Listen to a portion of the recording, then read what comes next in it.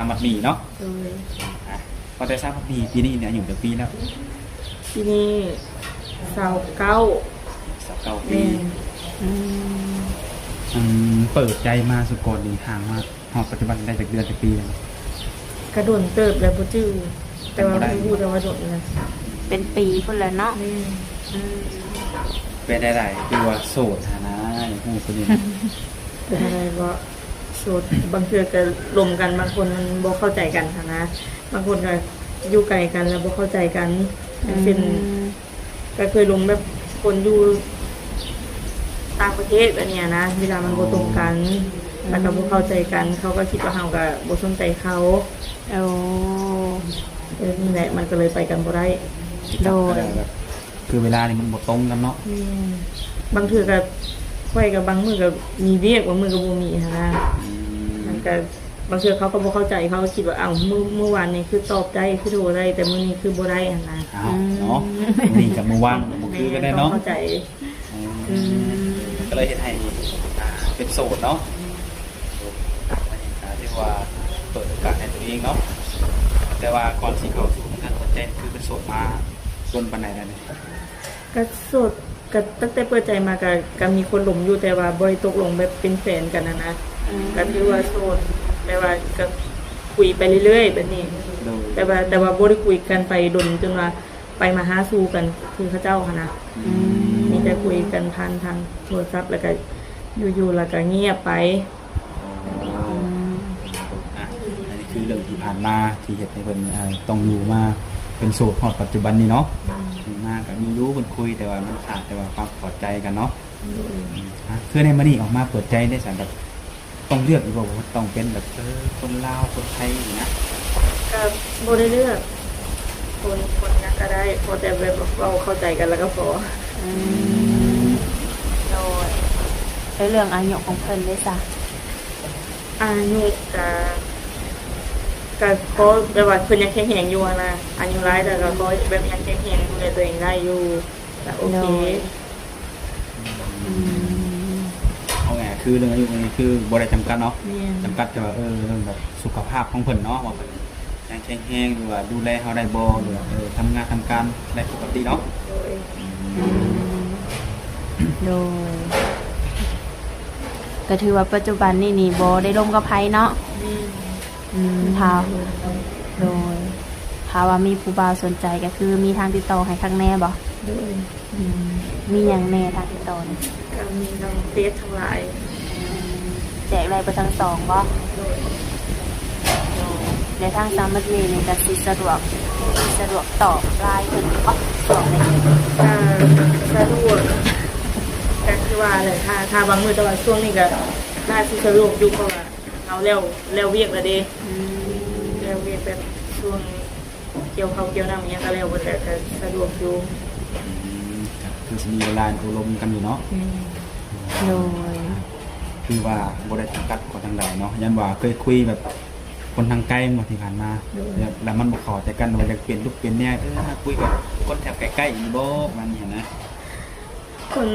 คนใช้ก็ได้เข้าใจว่าเพิ่นเข้าใจหันนะบางเทื่อคนทางไกลบางคนเพิ่นก็เข้าใจเด้ว่าเวลาทำบ่ตรงกัน แม่นความเนาะโดย อยู่ใกล้กันมันขึ้นอยู่คนเนาะ โดยและคือทางสามัญนี่ยังบ่เคยสร้างครอบครัวเนาะและคนที่สิเข้ามาเจ้าต้องจำกัดอยู่บ่ ก็บ่ได้จำกัดแต่ว่าคนถ้าคนมีสู้มีแฟนก็จำกัดบ่อยากให้เข้ามาแหละบ่อยากมีปัญหา โดย กัดแต่คนมีเจ้าของเนาะ นี่ ส่วนคนที่บ่มีเจ้าของหรือว่าอาจเคยมีก็เปิดโอกาสให้ได้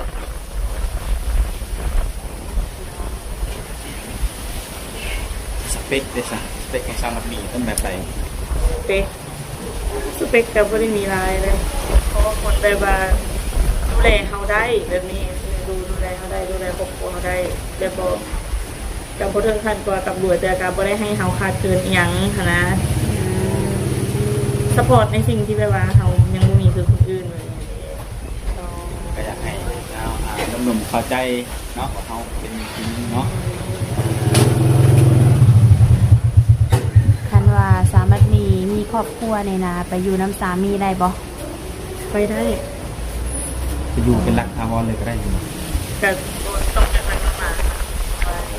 แม่เพิ่นก็บ่มีคนอยู่นำเด็กน้องสาวไปเฮ็ดเวียกนะ คืออยู่ในเฮือนเนี่ยมีบ่คนสามครอบครัวแล้วครับ น้องชายเพิ่นก็ไปอยู่เพิ่นเมียเพิ่น มีแต่น้องชายแสดงว่าสามีเป็นลูกคนทมิตรบ่ แม่ลูกกบ ลูกสาวกบเนาะ แม่แล้วก็มีน้องชายคนหนึงน้องสาวคนหนึง นะน้องชายเป็นมีครอบครัวแล้วเอ้ยยังบ่ทันมีอยู่บ่ โดยบ่น่าเชื่อเนาะว่าสามารถมีแบบครองโสดมาหล่นอดีเนาะ และในการที่เปิดใจเนาะแบบในความสุดโต่งของสามีเนี่ยในการสร้างครอบครัวมีความพร้อมหรือว่าในปัจจุบันเนี่ย ถ้าว่ามีความพร้อมมาถ้าเจอคนที่แบบว่าพร้อมแล้วก็เข้าใจเฮานะกับพร้อมที่จะสร้างเพราะว่าเฮาก็อายุหลายแล้วเด้ ลักๆก็คือบ่มักผู้ชายที่แบบว่าจูจี้จุกจิกหั้นนะมักคนที่แบบว่าเป็นผู้ใหญ่เข้าใจเฮาเวลาเฮาเว้าตอนนี้ว่างตอนนี้บ่ว่างอีหยังนะมักแบบนี้แต่ให้แบบเข้าใจเฮา โดย เขาต้องมาแบบว่าตอนนี้ยังค่าเวียกอยู่กดเฮ็ดหยังอยู่กับไผไปไสเนาะว้าวแบบนี้เนาะก็คือเป็นการจูจี้จิกเฮาเกินไปเนาะเจอคนที่เข้าใจให้แบบในเรื่องหน้าตานี่คือชาวบะหมี่กับยอมรับว่าเป็นผู้เจ้าผู้งามเนาะเรื่องหน้าตาของผู้ชายนี่นะ บ่เลือก แน่นอนว่า แม่นบ่เลือกแต่ขอแต่ว่าบ่เป็นคนพิการว่าเพราะว่าตรงๆเนาะ โดย แม่นขอแต่ว่าแบบว่าบ่แม่นพิการแบบแต่ว่าครบ32มันก็โอเคแล้ว โดย ส่วนหน้าตาจะประมาณใดจะว่ากันไปเนาะ อาชีพของเพิ่นได้ค่ะสามัญมี อาชีพของเพิ่นก็เลี้ยงตัวเพิ่นได้แล้วก็เลี้ยงตัวเฮาได้เพราะว่าฉันนี่แต่ว่าเพราะว่าถ้าเอามาแบบว่าเพิ่นเลี้ยงเฮาบ่ได้เลี้ยงตัวเองบ่ได้ก็เป็นภาระของกันและกันอีกหั้นนะ โดยมันความเนาะเฮาต้องเอาคนที่แบบว่าพร้อมดูแลเฮาได้เนาะไปซัพพอร์ตเฮา ตายว่ากลุ่มอยู่กลุ่มกินตายโตเนาะเพราะว่าในการสร้างครอบครัวมันต้องมีในส่วนนี้อยู่แล้วเนาะ โดยในการโอรมกันนี้ต้องใส่เวลาหล่นบ่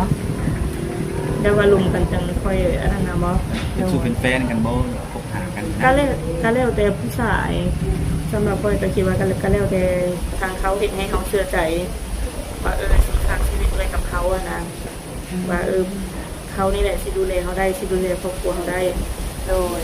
เขาเห็นให้เขามั่นใจไว้ก็ต้อง โดย แต่บางคนบอกว่าอยากเกินคำว่าแฟนเนาะแบบสามีก็ได้เห็นไปแล้วประเด็นนี้เขาเห็นได้แท้แต่ว่าเพิ่นอยากมาหมั่นมาขอนี่ก็คือได้ ได้เนาะก็แม่นก็ลงกับครอบครัวเอียงแล้วเรียบร้อยทาง ลงกันเนาะ แม่นทางแม่พร้อมทุกคนพร้อมแล้วก็ได้ แม่นอยู่เฮานี่ร่วมกันเฮาพร้อมเนาะแต่ก็เฮาต้องศึกษาผู้ใหญ่เพิ่นอีกเนาะให้เพิ่นได้คุยกันเฮาก็จังโอ้ร่วมกันเนาะ โดยคันว่าหนุ่มๆอยากมาเยี่ยมมายามเป็นสามัญมี ก็มาได้มาบินได้ เคยมีมาหาบ่ บ่เคย บ่เคยเถื่อบ่ แม่น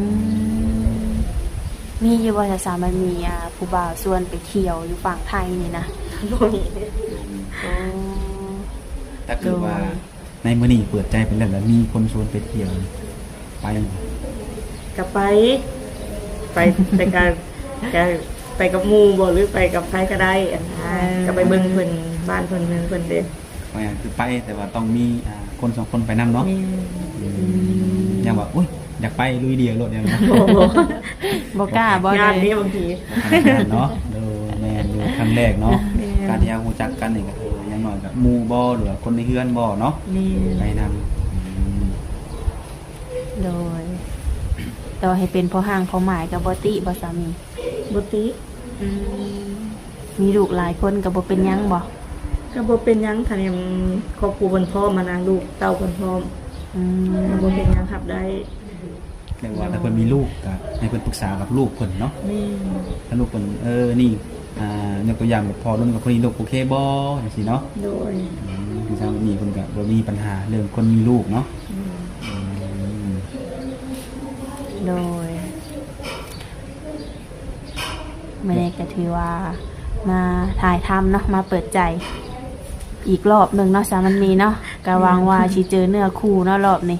สิเจอคนเข้าอกเข้าใจสามันมี โดย เป็นยังไงหลังจากเก็บเกี่ยวเขาแล้วนี่มีเวียกมีงานแบบวางแผนสิไปเฮ็ดอยู่บ่เนี่ย ก็ยังบ่ฮู้เพราะว่าแม่เพิ่นยังสิไปอยู่นะแล้วบ่มีคนอยู่เฮือนเด้ อืม น้องสาวเพิ่นก็เฮ็ดงานนิคอนอยู่นะบ่มีคนแบบเบิ่งงูเบิ่งควาย โอ้ แล้ว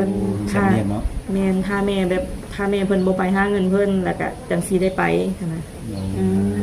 โอ้แม่เพิ่นเฮ็ดงานได้ใช่ไหม แม่เพิ่นก็ทุกมื้อนี้เพิ่นก็บ่ได้อยู่เพิ่นก็ขายเครื่องขายของเพิ่นแล่นไปส่งเครื่องส่งของเพิ่นน่ะนะ อืม โทรยามใดก็ไปยามนั้นเลย ขออนุญาตนะทั้งแม่เพิ่นอายุหลายปานใดแล้ว ก็ประมาณ40ปลาย แม่ก็ยังสาวอยู่เด้อคนบอก โดย แม่คือสิงามเนาะคนมีลูกสาวงามแบบนี้ โดยแม่เพิ่นขายหยัง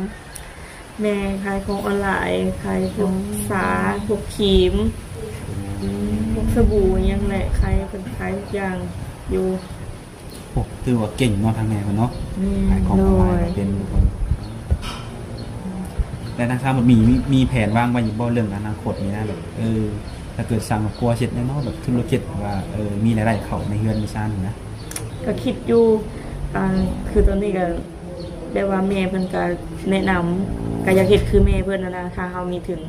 เนี่ยเพราะว่าเพิ่นก็บอกว่า คือตอนนี้แม่ค่อยก็เอามาแต่ค่อยก็ไปขายให้แล้วก็จะกินกำไรนะเพิ่นเล็กๆน้อยๆนะแต่ถ้าเฮามีทุนหลายก็คิดอยากเฮ็ดนำเพิ่นอยู่เพราะว่าแม่เพิ่นก็ทุนบ่หลาย การให้เกิดออนไลน์คือซาบะหมี่เห็นแบบตัวอย่างเนาะว่ารายเข้ามันหน่อยเป็นหลายเนาะก็เลยถามมีเงินโดยมีงบคือจะเห็นในส่วนนี้เนาะ ต้องใช้งบประมาณหลายว่าจะสามันมี ก็มันแล้วแต่ว่าเขาสิขายยังแน่นะแบบของที่เขาอันนั้นการระดับหลัก10 ล้านขึ้นไปเลย 10 ล้านกีบเอานี่มันบอก10 ล้านกีบแต่ตีเป็นเงินบาทอ่ะ2แม่นบอก บ่ฮอด20,000ซั่นเนาะบ่ฮอดเลยเนาะ แม่นบอก ประมาณ10,000 ตามเหล็กเงินเนาะตัวเหล็กเงินของมือนี่ก็มันก็จะดูคงที่นะว่าประมาณนี้ก็เป็นหลายในการลงทุนเนาะแต่คือว่าในสำหรับคนบ่มีเงินก็คือว่านักหน่วงพอเติบเนาะ แม่นเพราะว่าต้องไปรับซื้อนั้นซื้อนี่เนี่ยแต่ละมื้อนี่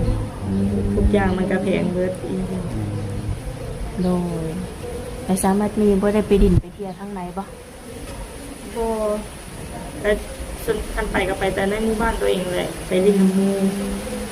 แต่บ่ได้เคยแบบไปนอกไปในเมืองยังบ่เคย แบบเป็นชาวมันเคยไปอยู่